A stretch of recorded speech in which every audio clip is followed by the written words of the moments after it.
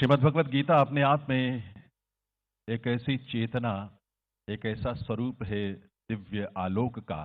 और उस दिव्य आलोक का प्रतिनिधित्व ये दीप इस समय यहाँ पर इस रूप में प्रज्वलित हो रहा है, जो सबके कल्याण की कामना के साथ यहाँ हो रहा है।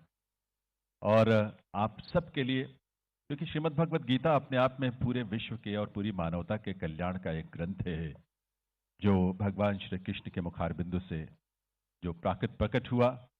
और श्रीमद् भगवत गीता, पवित्र श्रीमद् भगवत गीता पर पुष्पांजलि के भी, दीप के बाद पुष्पांजलि के लिए भी मैं निवेदन करूंगा।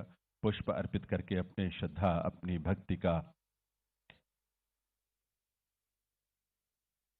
दीप प्रज्वलन के बाद माननीय मुख्य अतिथि महोदय से, मुख्यमंत्री महोदय से और ज्ञानानंद जी महाराज जी से निवेदन है, श्रीमद् भगवत गीता के इस स्वरूप पर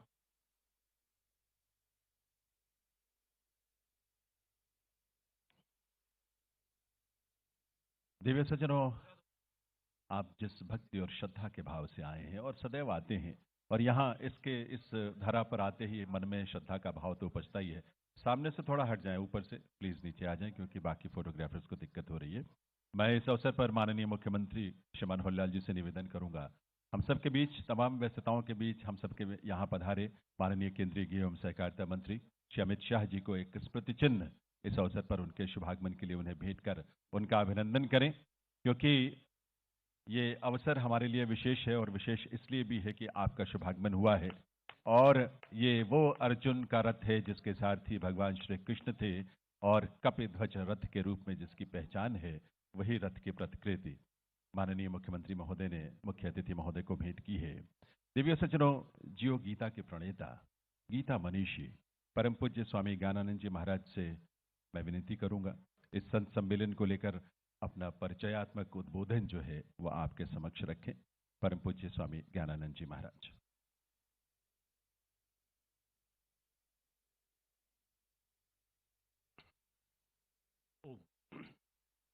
वंदे भारत मातरम, वंदे गुरु परंपराम, वंदे महापुरुष ते चरणारविंदम, गीता अमृत दुहे नमः।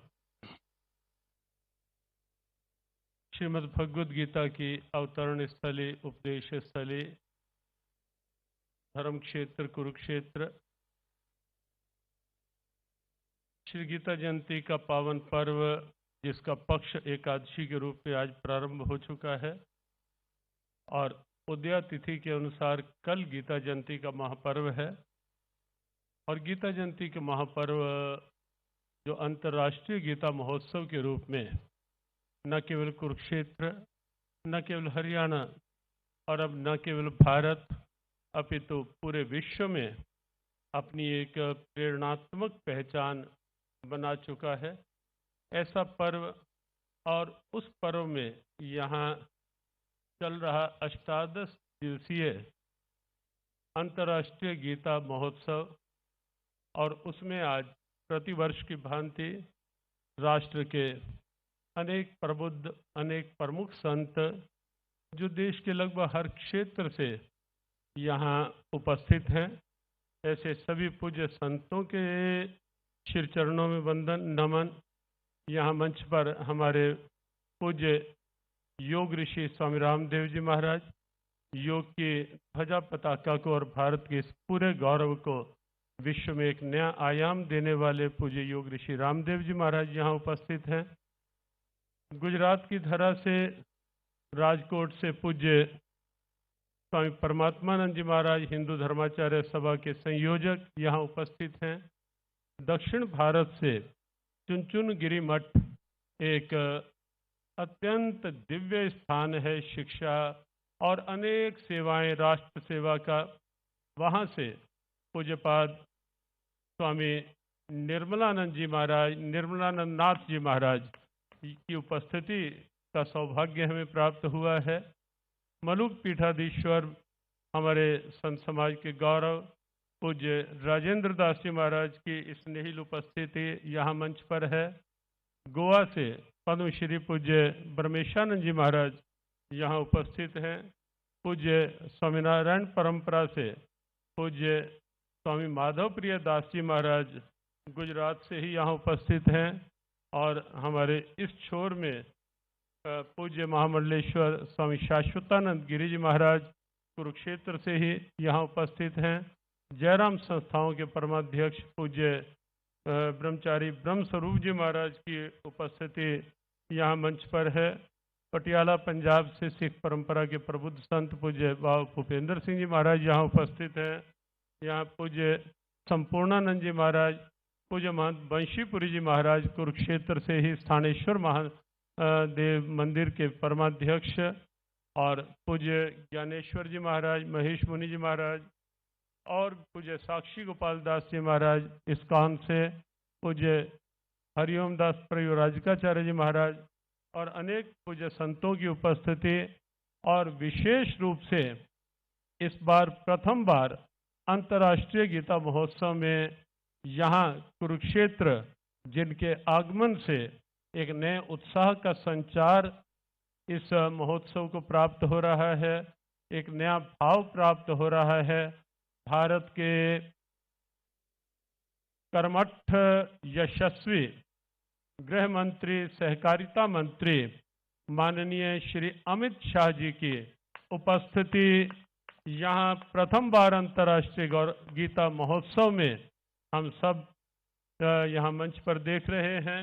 उनके आगमन पर उनके प्रति हृदय से सद्भावना व्यक्त करते हुए हरियाणा के यशस्वी मुख्यमंत्री श्री मनोहर लाल खट्टर जी यहाँ उपस्थित हैं, और विश्व हिंदू परिषद के वरिष्ठतम सदस्य और संरक्षक माननीय दिनेश जी यहाँ मंच पर उपस्थित हैं।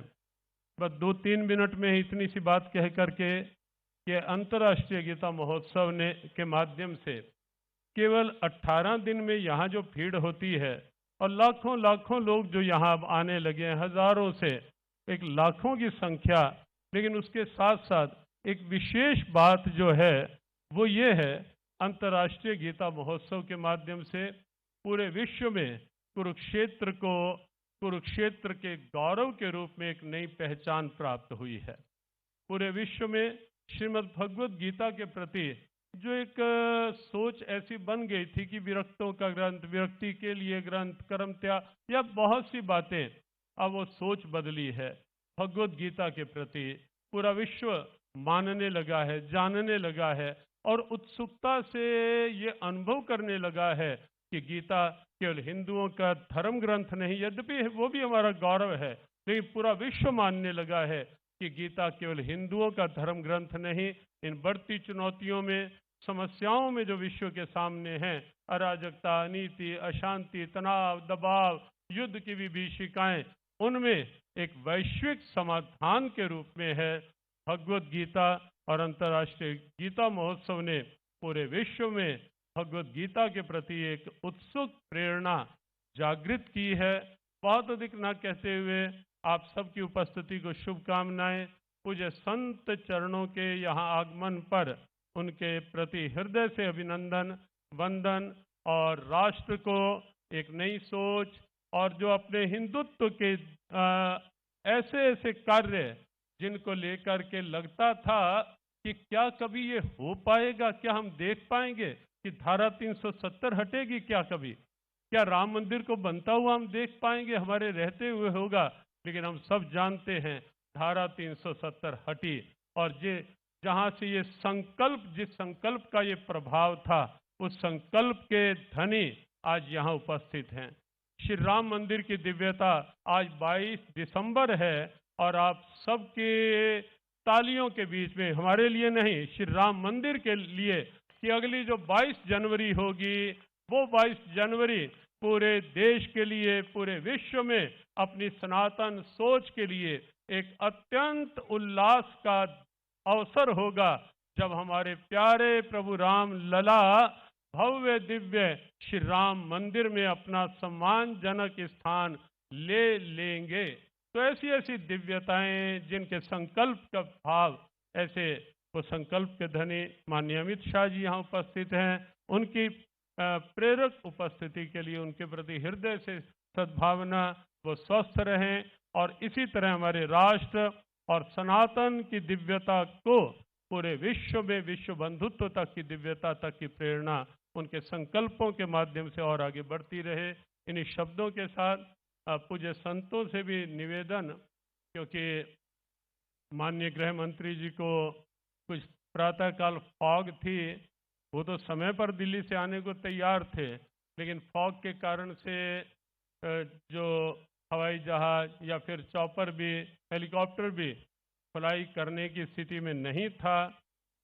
उसी कारण से विलंब हुआ, लेकिन उन्हें प्रस्थान भी करना है। इसीलिए हम और सभी संतों से, क्योंकि संतों की उपस्थिति भी अपने आप में एक प्रेरणा होती है, सभी पूज्य संतों से विनम्र क्षमा याचना यहाँ, क्योंकि ये कार्यक्रम केडीबी की ओर से आयोजित है, करते हुए संक्षेप में हम 2-3 महापुरुषों के संक्षिप्त से संदेश और फिर आप सब श्रवण कर पाएंगे माननीय गृह मंत्री जी को। ओम शम।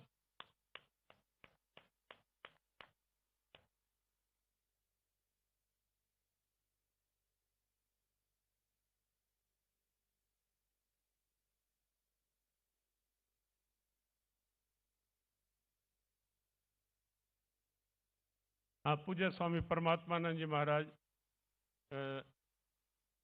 बस जैसा हमने संकेत किया कि अति संक्षिप्त शब्दों में अपनी शुभकामनाएं अंतर्राष्ट्रीय गीता महोत्सव।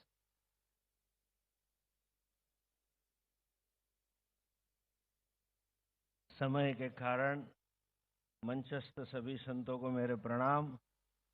आदरणीय श्री अमित भाई, आदरणीय श्री खट्टर जी, सभी महानुभाव।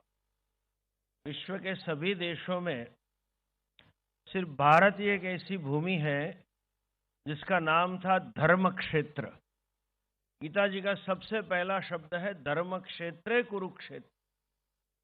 धर्म शब्द का अर्थ आस्था विशेष नहीं है, कोई देवता विशेष को मानना, कोई तीला टपका विशेष करना, माला विशेष ग्रहण करना, मंत्र विशेष का जप करना, वो धर्म का मुख्य अर्थ नहीं है। धर्म शब्द का मुख्य अर्थ है अपने कर्तव्य को निभाना।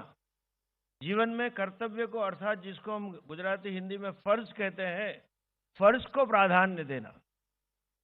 जैसे पूज्य महाराज जी ने आगे बताया कि आज विश्व की सभी समस्याओं का उकेल गीता जी में है, क्योंकि आज समाज दुर्योधन की मानसिकता से पीड़ित है। दुर्योधन ने जो कहा पहले अध्याय में, मदर्थे सर्वे त्यक्त जीविता, मेरे लिए मरने आए हैं। अर्जुन का अप्रोच है, येषाम अर्थे कांक्षितन्नो ते इमे वस्थिता युद्धे प्राणाम धनानि च। अर्जुन है कहता है कि सबके सुख के लिए मैं जीना चाहता हूं।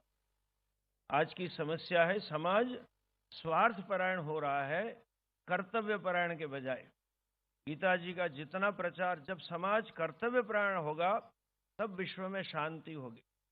स्वपरायण मतलब my rights, when you talk of only rights there will be only fights, because there is no limit to your right. When you talk of duties, rights will be automatically fulfilled. आज बड़े सुख की बात है, बड़े आनंद की और गौरव की बात है। पूज्य गीता बनीशी जी का हम कितना धन्यवाद दे पता नहीं, उन्होंने ये मुहिम चलाई है और खट्टर जी के सहयोग से आज गीता जयंती का बनाई जा रही है पहली बार हरियाणा क्षेत्र में। और आज हमें केंद्र में भी ऐसे शासक प्राप्त हुए जिनके जीवन में राष्ट्र प्रथम।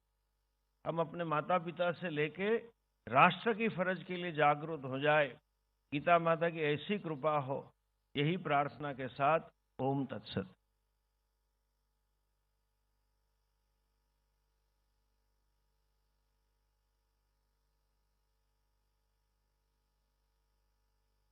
बहुत बहुत आभार परम पूज्य स्वामी जी का, गुजरात से पधारे आप।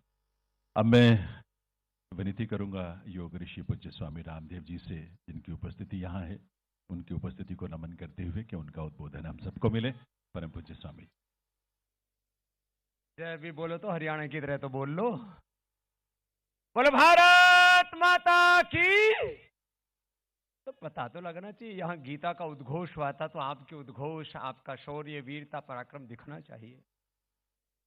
कल एक साथ 11 बजे पूरे देश में श्रीमद् भगवद गीता का पाठ हो, ऐसी मुहिम हमारे पूज्य श्रद्धेय गीता मनीषी ज्ञानानंद जी महाराज जी ने उसके लिए संकल्प लिया है और उसके लिए 3 श्लोक सुने, उसी से हम मंगलाचरण करते हैं। धर्म क्षेत्रे कुरुक्षेत्रे समवेता युयुत्सवाः मामका पांडवाश्चैव किम अकुर्वत संजय अनन्या चिंतयन्ताः ये मां जनः पर्युपासते तेषां नित्ययुक्तानां योगक्षेमं वहाम्यहम् यत्र योगेश्वरः कृष्णो यत्र पार्थो धनुर्धरः तत्र श्रीर्विजयो भूतिर्धुवानी तिर्मतिर्मम। तो कल ये पूरे मिलकर के 3 कम से कम भगवत गीता के श्लोक का पाठ एक साथ करें। ये पूज्य महाराज जी की मुहिम है और पूरे देश में हमारे जीवन में गीता, हमारे आचरण में गीता समाहित हो, हम गीता को जियो गीता का बहुत बड़ा एक आंदोलन पूज्य महाराज श्री चला रहे हैं। इसके लिए जोरदार अभिनंदन होना चाहिए हमारे गीता मनीषी जी का, उनके पुरुषार्थ के लिए, उनकी गीता में जो एक गहरी निष्ठा है।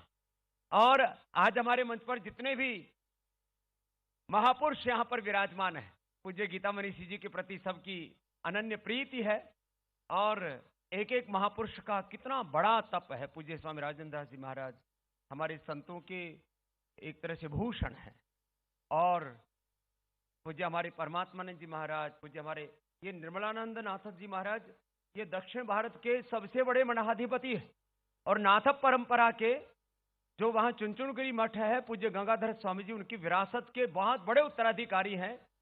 थोड़ा हिंदी में कम बोलते हैं, इंग्लिश में ज्यादा बोलते हैं, इसलिए मेरे से बोले मेरा समय आप ही ले लो। तो एक बार इनके लिए जोरदार अभिनंदन। बहुत बड़े खड़े तो हम महापुरुष दी, ऐसे भी IIT में टॉप किया है इन्होंने, इतने बड़े महापुरुष हैं। प्लीज स्टैंड अप ऑन, ये बहुत बड़े महापुरुष हैं। हाँ, इनका अभिनंदन होना चाहिए हमारी हरियाणा की धरा पर, ठोक करके एकदम। तो हाँ, नाथ परंपरा की मूल गद्दी है दक्षिण भारत की।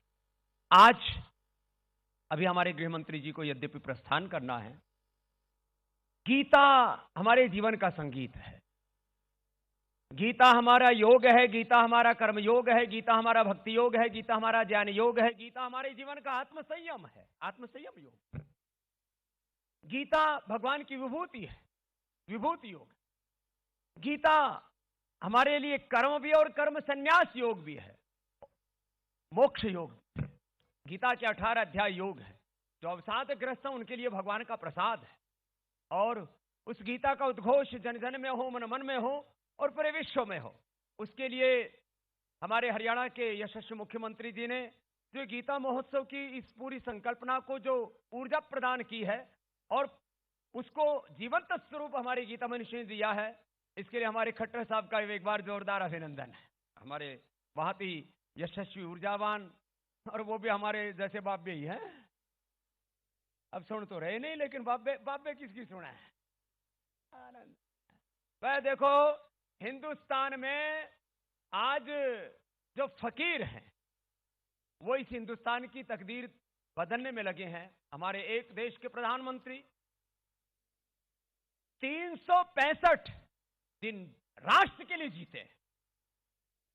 ऐसा प्रधानमंत्री जिनके होने से भारत और भारतीयता को गौरव प्राप्त होता है, वो जहां खड़े होते हैं 140 करोड़ हिंदुस्तानियों को गौरव होता है। मैं उस देश का वासी हूं जिस देश का प्रधानमंत्री नरेंद्र मोदी।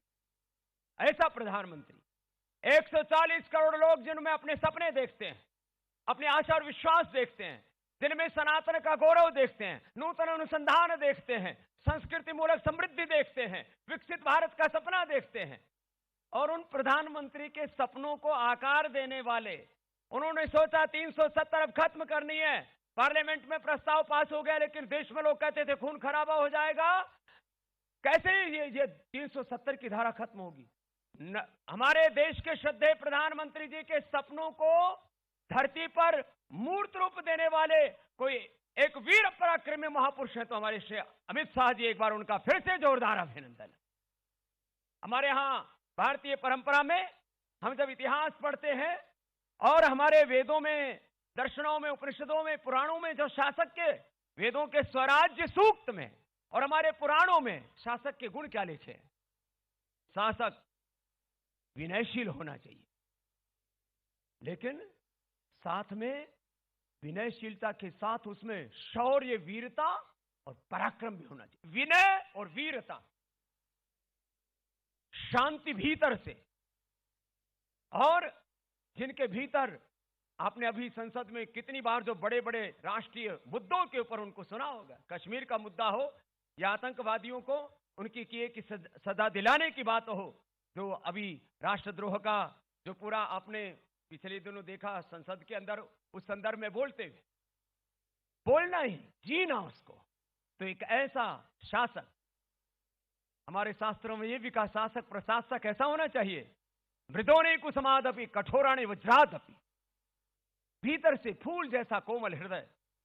मैं लगभग पिछले 2 दशकों से हमारे बड़े भाई श्री अमित शाह जी को देखता हूं, रोम रोम में हिंदुत्व, रोम रोम में सनातन धर्म, रोम रोम में भगवान रामकृष्ण, और अपनी सनातन परंपराओं, वेद परंपराओं के प्रति, अपने सनातन धर्म और राष्ट्र धर्म के प्रति अगाध श्रद्धा का अथाह समुंदर, लेकिन भीतर से फूल से भी ज्यादा कोमल। और जब बात आती है देश के लिए कठोर निर्णय लेने की, तो उसके लिए मैंने कहा हमारे देश के श्रद्धेय प्रधानमंत्री जी के सारे सपनों को मूर्त रूप देने वाले, धारा 370 से लेकर के राम मंदिर से लेकर के, और अभी तो यात्रा बहुत लंबी है, अभी तो समान नागरिक संहिता की बात है, जनसंख्या नियंत्रण की बात है, इस देश को परम वैभवशाली बनाने की बात है, और गौरव के साथ इस राष्ट्र में जीने की बात है।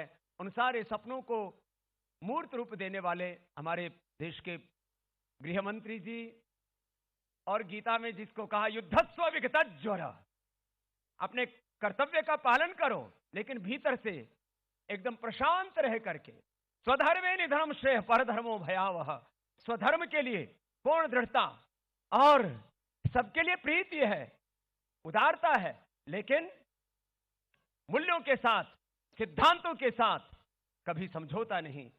ऐसे श्रीमद् भगवत गीता के कर्म योग को, श्रीमद् भगवत गीता के जो उन्होंने आज से हजारों वर्ष पहले इसी धरा से 5100 साल पहले जो गीता का उपदेश दिया था, उस गीता के संदेश को जो अपने आचरण में आत्मसात किए हुए, ऐसे हमारे जैसे हमारे पूज्य गीता मनीषी जी ने कहा कि उनका गीता महोत्सव में प्रथम बार आगमन हुआ है। हम तो उन अपनी प्रसन्नता, अपनी प्रीति व्यक्त करने के लिए यहाँ पर आए हैं, उद्बोधन उन्हीं का होना है। तो एक बार फिर से हरियाणा के शौर्य और वीरता पराक्रम के साथ उनका अभिनंदन कीजिए। फिर से एक बार जरा जोरदार करतल ध्वनि से हमारे गृह मंत्री जी का अभिनंदन, उनके शौर्य के लिए, विनय वीरता के लिए, पराक्रम के लिए, उनके सनातन धर्म में, राष्ट्र धर्म में, हमारे ऋषि धर्म में उनकी जो अगाध श्रद्धा है, और ऐसे वीर पुरुषों की सन्निधि में हमारा देश, धर्म और संस्कृति सुरक्षित है। ऐसे अपने प्रबल हमारे राष्ट्रवादी शासकों की सन्निधि में हमारा राष्ट्रवाद, अध्यात्मवाद निरंतर प्रखर हो रहा है। मैं अपनी प्रसन्नता व्यक्त करते हुए, और ये गीता महोत्सव का जो पुण्य प्रवाह, यह ऐसे ही देश और दुनिया में प्रवाहमान होता रहे। और वैसे भी ये तो काल ही है सनातन धर्म के गौरव का। अब गुलामी की सारी निशानियां मिटती जा रही हैं और सनातन का गौरव प्रतिष्ठित होता जा रहा है। बोले भारत माता की। बहुत बहुत आभार परम पूज्य स्वामी रामदेव जी का। देव सज्जनों, क्योंकि क्रम हमारे जैनेन्द्र जी के पास है, 1 मिनट का, उसमें माननीय दिनेश जी बस 1-2 वाक्यों में 22 जनवरी का एक निमंत्रण श्री राम मंदिर का देंगे। और इस बीच में हमारे मध्य जैन परंपरा के बहुत प्रबुद्ध संत श्रद्धेय पीयूष मुनि जी महाराज उपस्थित हैं, और वाल्मीकि समाज से बहुत प्रबुद्ध संत हमारे आदरणीय रवि शाह जी की उपस्थिति मंच पर हुई है। हृदय से अभिनंदन। ओम कृष्णम वंदे जगत गुरु। परम वंदनीय पूज्य सभी संतों के श्री चरणों में साष्टांग प्रणाम करता हूँ। भारत के गृह मंत्री माननीय अमित शाह जी, हरियाणा के मुख्यमंत्री माननीय मनोहर जी, तथा जनता में सभी आदरणीय बंधुओं भगिनी, ये रामलला का जो 500 वर्षों का संघर्ष रहा, रामलला जहाँ जन्मे थे वहीं पर ही 22 जनवरी को उसी स्थान पर अब विग्रह का स्थापन होकर प्राण प्रतिष्ठा का आयोजन निश्चित हुआ है। 15 जनवरी से सूर्य उत्तरायण आने के बाद यह अनुष्ठान शुरू होगा। 22 जनवरी को 12:20 जो शुभ मुहूर्त है उस समय प्राण प्रतिष्ठा का अनुष्ठान संपन्न होगा और उस समय पूरे देश के सभी गांव, नगर, मोहल्ले, घर घर ये सब आग्रह किया गया है कि उस समय जो लाइव दिखाया जाएगा, गांव के मोहल्ले के सब बच्चे बड़े, महिला पुरुष मिला इकट्ठे होकर स्क्रीन पर उस लाइव कार्यक्रम को देखें और शाम को सूर्यास्त के समय 5 दीपक कम से कम घर पर दरवाजे पर अवश्य लगाएं। अधिक लगा सकते हैं तो अवश्य लगाएं। अयोध्या में जो आनंद उत्सव मनाया जा रहा है वो गांव-गांव और घर घर का आनंद उत्सव हो, हर मन का आनंद उत्सव हो, इस प्रकार का आप सबसे भी आग्रह और निवेदन। और उसके बाद 22 जनवरी के बाद फिर आप सबको भी रामलला के दर्शन के लिए मैं निमंत्रण करता हूं। आप सबसे निवेदन करता हूं कि कभी भी आइए, दर्शन रामलला के उसी जन्मस्थली पर करिए। ये 500 वर्षों में कितनी पीढ़ियां चली गई, हम सबका परम सौभाग्य है कि उस जन्मस्थली पर विग्रह के रामलला के दर्शन करने का हम सबको सौभाग्य मिलेगा। ओम। बहुत बहुत आभार। उस पल की प्रतीक्षा पूरे देश और दुनिया भर में भारतवंशियों को और सभी को है। देवी सज्जनों, अब मैं विनती करूंगा परम आदरणीय मुख्यमंत्री हरियाणा श्री मनोहर लाल जी, जो खुद श्रीमद् भगवत गीता जिनके जीवन की दिग्दर्शिका है, मार्गदर्शक है, उनसे निवेदन है कि इस अवसर पर अपने संबोधन, अपने उद्बोधन के लिए पधारें। आदरणीय श्री मनोहर लाल जी।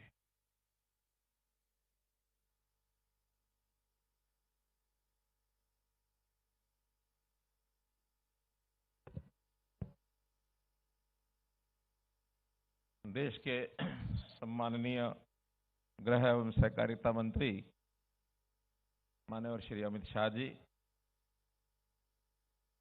गीता जयंती के इस प्रकार के इस कार्यक्रम को एक प्रकार से आगे बढ़ाने वाले, दुनिया भर में इस गीता जयंती के इस कार्यक्रम को व्यापक स्तर पर फैलाने में ऐसे हमारे गीता मनीषी स्वामी ज्ञानानंद जी महाराज, हमारे बीच में योग ऋषि, जिन्होंने योग अपने देश की जो एक विरासत, जो एक परंपरा सारे विश्व भर में और उसको जन जन तक पहुंचाने में जिन्होंने योगदान किया है, ऐसे हमारे योगाचार्य स्वामी रामदेव जी, ज्ञान की कुंजी अपने समाहित किए हुए और लोगों को ज्ञान का वितरण करते हुए ऐसे हमारे स्वामी परमात्मानंद जी, पूज्य स्वामी राजेंद्र दास जी, पद्मश्री ब्रह्मानंद जी, स्वामी निर्मलानंद जी, स्वामी माधव प्रियादास जी, स्वामी ब्रह्मस्वरूप जी, बाबा भूपेंद्र जी, विश्व हिंदू परिषद के हमारे अंतर्राष्ट्रीय महामंत्री श्री दिनेश जी, स्वामी शाश्वतानंद जी, स्वामी वंशीपुरी जी, सभी अन्य उपस्थित पूज्य संतजन, उपस्थित सभी हमारे सज्जन वृंद, भाइयों बहनों, बहुत ही अपने प्रदेश हरियाणा के लिए गर्व का ये विषय है कि जिस गीता ज्ञान को हजारों वर्ष पहले भगवान कृष्ण ने अर्जुन को युद्ध के मैदान में जो संदेश दिया, वो केवल एकमात्र कोई श्लोक या कोई वाक्य, कोई पुस्तक का वाचन नहीं था, बल्कि जीवन का एक ऐसा सार जिसको हम शाश्वत कह सकते हैं, सार्वभौमिक कह सकते हैं, सर्वस्पर्शी कह सकते हैं, जो सबके लिए उस समय भी उतना ही उपयोगी था जितना आज वो उपयोगी लग रहा है।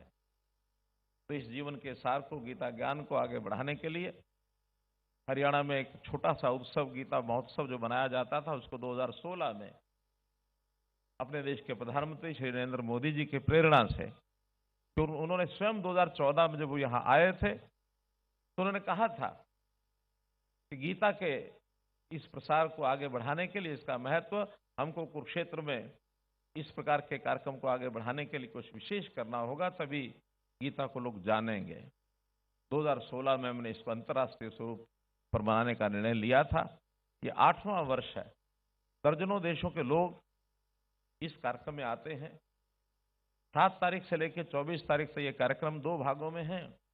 मुख्य कार्यक्रम तो 17 तारीख से और 24 तारीख तक है, लेकिन उससे पहले सरस मेला और एक प्रकार का जो एक लोगों के आकर्षण का केंद्र बनता है। तो कुल मिलाकर 30 लाख से ज्यादा लोग इस सारे कार्यक्रम को एक प्रकार से भ्रमण करते हैं, यहाँ आते हैं, यहाँ उनकी उपस्थिति लगती है। और अन्य देशों में भी स्वामी ज्ञानानंद जी महाराज ने प्रयत्न करके बहुत देशों में कार्यक्रम शुरू करवा दिए हैं। मॉरिशस है, यूके है, कनाडा है, ऑस्ट्रेलिया है, अभी यूएसए का निमंत्रण आया हुआ है। आज ही श्रीलंका के जो वहाँ के संस्कृति मंत्री, उन्होंने अपनी इच्छा व्यक्त किया कि हमारे यहाँ श्रीलंका तो बहुत नजदीक है और सब हिंदू समाज वहाँ रहता है, तो वहाँ भी ये कार्यक्रम करने चाहिए। तो इस प्रकार के एक विस्तृत कार्यक्रम की रूपरेखा आगे बढ़ रही है, तैयार हो रही है। एक संस्कार में अंधकार में जो वातावरण था उसको दूर करने के लिए गीता से बढ़िया और कोई संदेश हो नहीं सकता। तो आज के इस कार्यक्रम में जो संत सम्मेलन का आयोजन, इसमें आज उपस्थित अपने देश के गृह मंत्री श्री अमित शाह जी उपस्थित हुए हैं। मैं हरियाणा की 2 करोड़ 80 लाख लोगों की ओर से आपका स्वागत करता हूं, आपका अभिनंदन करता हूं। हम जानते हैं कि श्री अमित शाह जी और देश के अपने प्रधानमंत्री श्री नरेंद्र मोदी जी, जो कुछ इस समय हम देख रहे हैं, जो इस देश के अंदर कमियां हमको ध्यान में आती थी, देश आजाद हुआ वर्षों की गुलामी के बाद, वो एक कहानी है। लेकिन आजादी के बाद एक चैलेंज था कि इस देश की एकता और अखंडता इसको मजबूत रखा जाए। तो हमको मालूम है कि उस समय के गृह मंत्री लौह पुरुष सरदार वल्लभ भाई पटेल जी का एक बहुत बड़ा योगदान उसमें रहा है। 500 से ऊपर रियासतों को एक सूत्र में बांधने के लिए उन्होंने सब राजाओं महाराजाओं को, छोटी बड़ी रियासतों के जो चलाने वाले उस समय लोग थे, सबको एक सूत्र में बांधा और देश एकता में बंद करके, और आज एक लोकतांत्रिक सबसे बड़े देश के रूप में उभर करके आया है।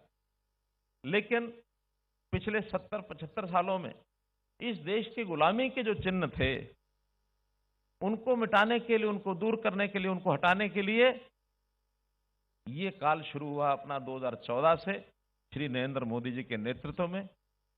और गृह मंत्री श्री अमित शाह जी ने जैसे जिस सरल ढंग से और जिस बड़े आसान तरीके से एक एक चीज की पहचान करके, बहुत तरह तरह की शंकाएं जाहिर की जाती थी, अयोध्या में राम मंदिर बनेगा तो पता नहीं क्या हो जाएगा, ऐसे 1 मिनट चुटकी में सारा मामला हल हो गया। जम्मू कश्मीर में 370 हटाना यह असंभव लोगों को लगता था, 1 मिनट में सब ठीक हो गया। बहुत से ऐसे विषय जो किए गए हैं, और मैं तो बधाई देना चाहूंगा आदरणीय गृह मंत्री जी को कि जो कल ही, यानी इस देश के संचालन करने के लिए जो देश के कानून होते हैं, खास करके गृह विभाग से जुड़े हुए जो कानून, चाहे वो आईपीसी है, सीआरपीसी है, सैकड़ों साल पुराने वो कानून बने हुए, जो इस देश के सिस्टम को समझते नहीं, यहाँ के लोगों की भावनाओं को समझते नहीं है, उन कानूनों के बदले 3 नए कानून कल ही लोकसभा राज्यसभा में पास हो गए हैं। और जैसा आपने जानकारी दी है, आज वो एक्ट का रूप धारण कर लेंगे। मैं बहुत बधाई देता हूं, आपको सराहना करता हूं इस बात की कि अब देश भारतीय संस्कृति के हिसाब से, हमारी जो विरासत है उसके हिसाब से इस देश का संचालन लोकतांत्रिक तरीके से आगे बढ़े, इस ओर बड़े बड़े कदम सब उठाए गए हैं। मैं आपको भी, देश के प्रधानमंत्री नरेंद्र मोदी जी को और हमारे अमित शाह जी को लौह पुरुष के नीचे संज्ञा देने का मन नहीं करता। आप भी दोनों लौह पुरुष हैं, जिस प्रकार के निर्णय आप ले रहे हैं। मैं बहुत बहुत आपका आभारी हूं, क्योंकि अगले कार्यक्रम चंडीगढ़ के हैं, तो इसलिए मेरा बोलने का तो नहीं था विषय, लेकिन स्वयं अमित शाह जी ने, स्वामी जी ने कहा कि आपको बोलना चाहिए, तो मैं तो शुभकामना देते हुए कि जो कार्यक्रम इस प्रकार के ठीक दिशा में, गीता जयंती के कार्यक्रम हो अथवा अन्य कार्यक्रम हो, इसमें हमको सबको आगे बढ़ चढ़ करके भाग लेना चाहिए, अपनी भूमिका निभानी चाहिए। बहुत बहुत धन्यवाद।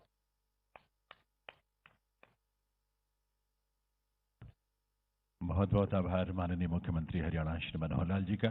और देवी सज्जनों, आप सबके करतल ध्वनि के साथ सबकी तरफ से निवेदन माननीय गृह एवं सहकारिता मंत्री भारत सरकार श्री अमित शाह जी से उनके उद्बोधन के लिए, उनके मार्गदर्शन के लिए और उनकी प्रेरणा के लिए जो पूरे देश को उनके उद्बोधन के माध्यम से मिलती है।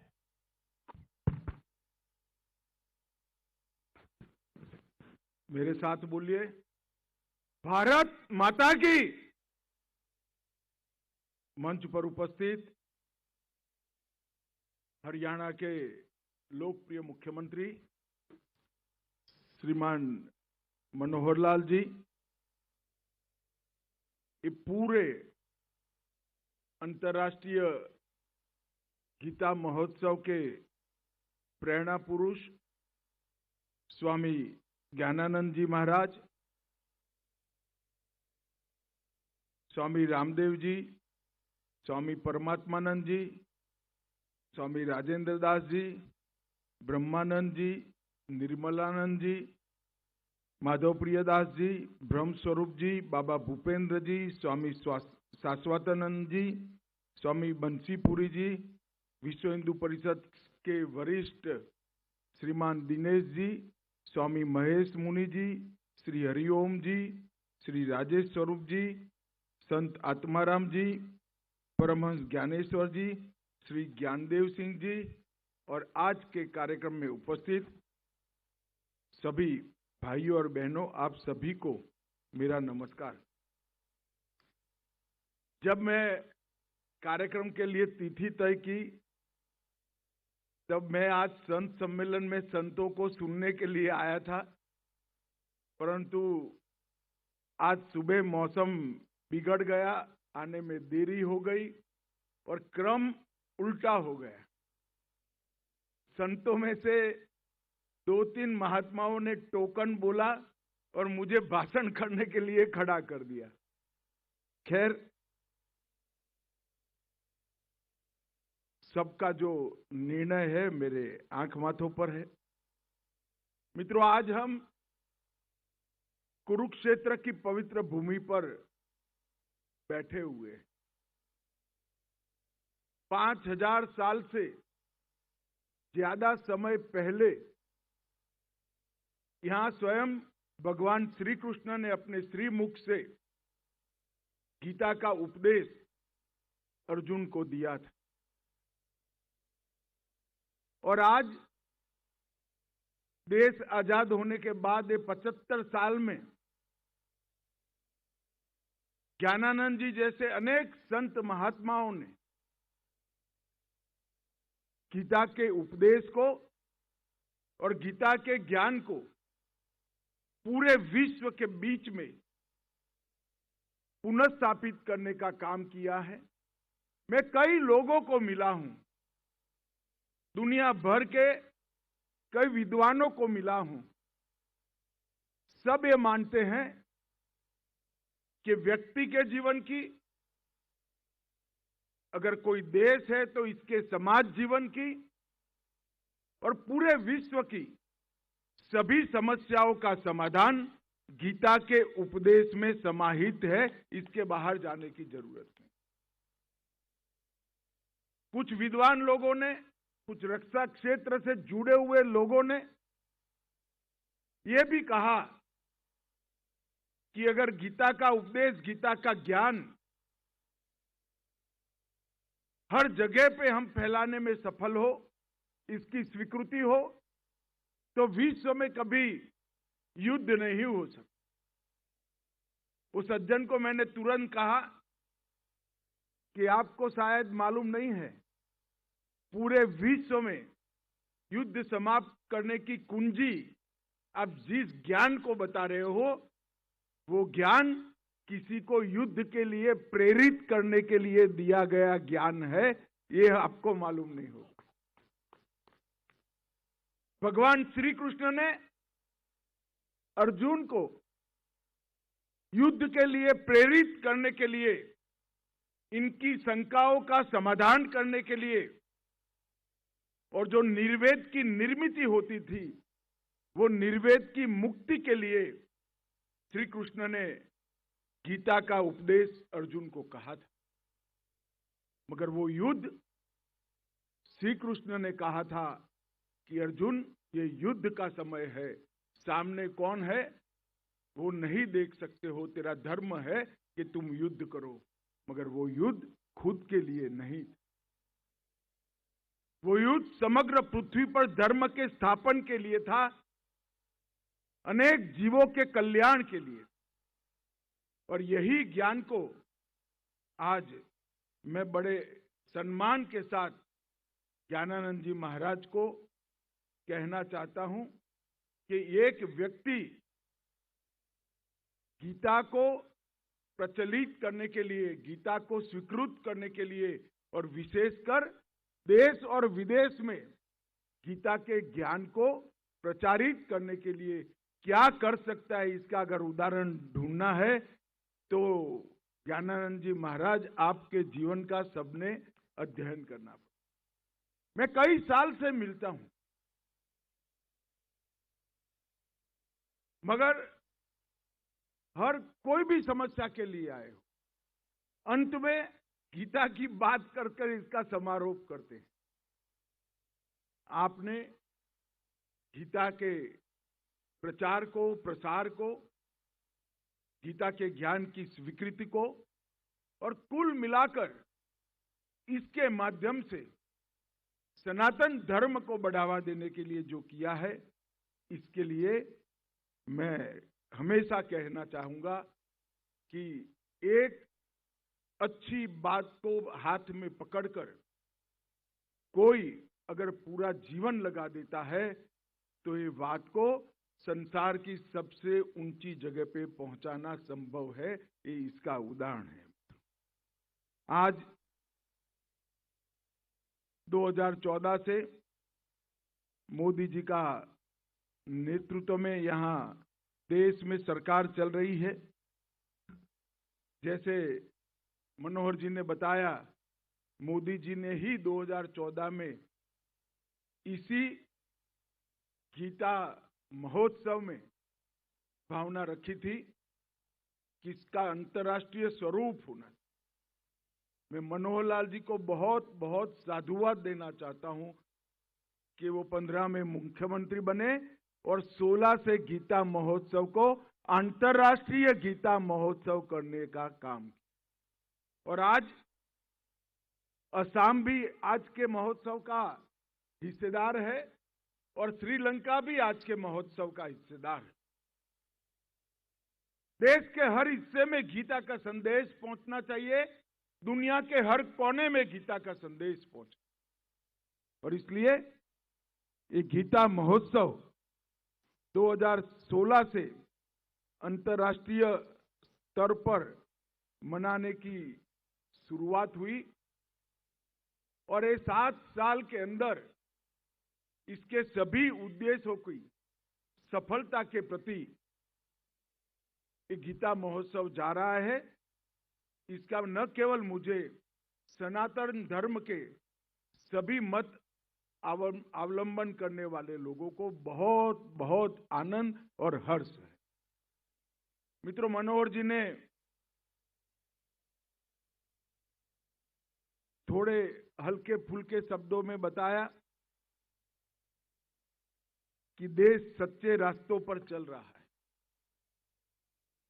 2014 से 2024 में कुछ दिन के बाद हम प्रवेश कर जाएंगे। ये 10 सालों के अंदर भारत के स्व को जगाने का काम इस देश के प्रधानमंत्री नरेंद्र मोदी जी ने किया। जब भारतीय जनता पार्टी घोषणा पत्र रखती थी, तब भारतीय जनता पार्टी की मान्यता है कि इस देश की महान संस्कृति को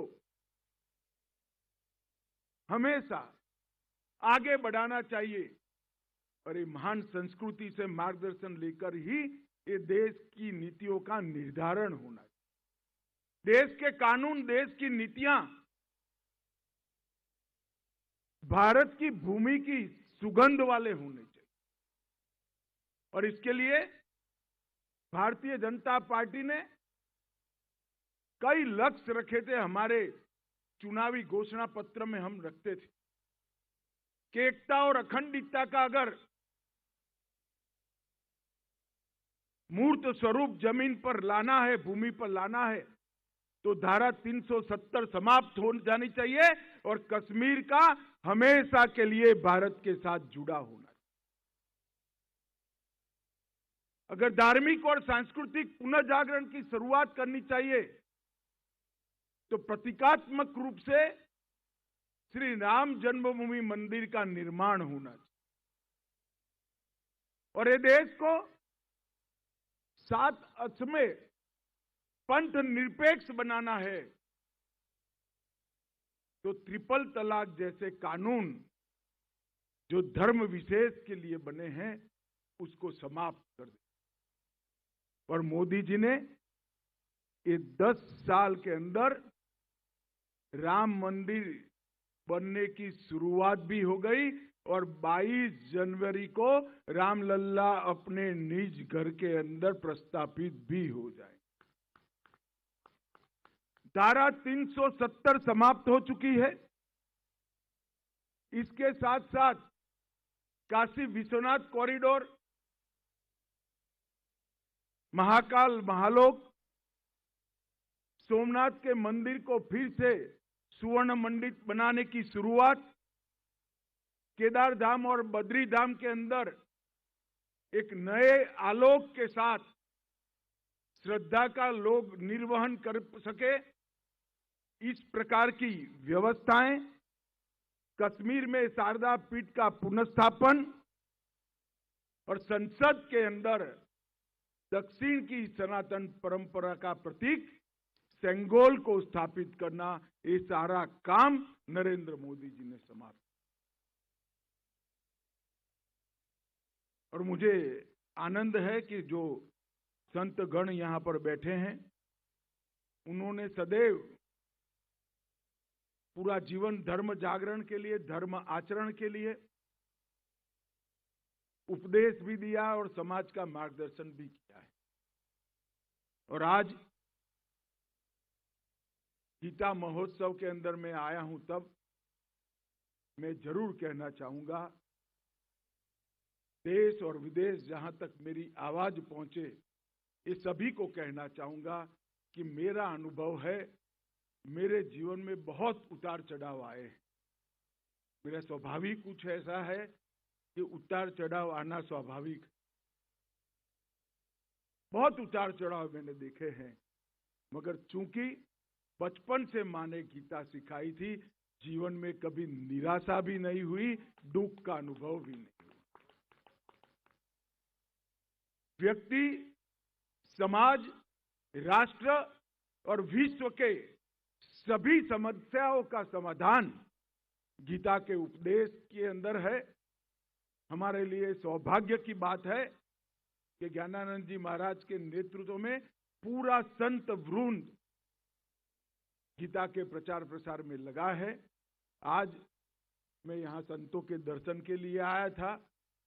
गीता महोत्सव की परिकल्पना को मेरी हिस्सेदारी से मैं अपने आप को उसमें सहभागी करने आया था। थोड़ा देरी से पहुंच पाए, इसलिए क्षमा प्रार्थना कर फिर से पूरे संत वृंद के श्री चरणों में प्रणाम कर मेरी बात को समाप्त करता हूं। वंदे मातरम। भारत माता की जय। बहुत बहुत आभार माननीय केंद्रीय गृह एवं सहकारिता मंत्री भारत सरकार श्री अमित शाह जी का, जिनकी तमाम व्यस्तताओं के बीच आज इस संत सम्मेलन में आपका शुभागमन हुआ। यह हम सब के लिए गौरव की बात है।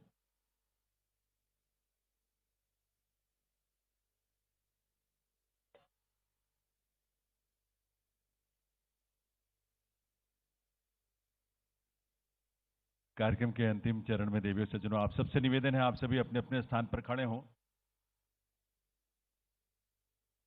जन गण मन अधिनायक जय हे भारत भाग्य विधाता। पंजाब सिंधु गुजरात मराठा द्राविड़ उत्कल बंगा। विंध्य हिमाचल यमुना गंगा उच्छल जलधि तरंगा। तव शुभ नामे जागे तव शुभ आशीष मागे। गाहे तव जय गाथा, जन गण मंगलदायक जय हे भारत भाग्य विधाता। जय हे जय हे जय हे जय जय जय जय हे भारत माता की वंदे, सत्य सनातन वैदिक धर्म की। बहुत बहुत आभार परमादरणीय केंद्रीय गृह एवं सहकारिता मंत्री भारत सरकार श्री अमित शाह जी का। उनके शुभागमन के लिए एक बार आपकी करतल ध्वनि के साथ आइए आभार व्यक्त करेंगे और आभार माननीय मुख्य